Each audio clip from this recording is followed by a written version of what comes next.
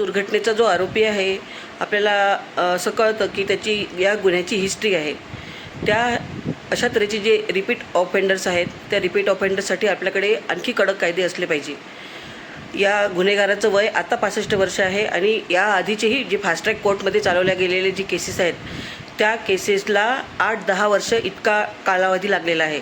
या तऱ्हेनं जर या गुन्हेगाराला शिक्षा मिळेल तर शिक्षा याच्या 75व्या वर्षी मिळेल. कदाचित त्याआधीच त्याचा नैसर्गिक मृत्यू झालेला असेल. यामुळे लोकांमध्ये असा मेसेज जातो की गुन्हेगाराचं काहीच होऊ शकत नाही, या गुन्हेगाराला शिक्षा होऊ शकत नाही.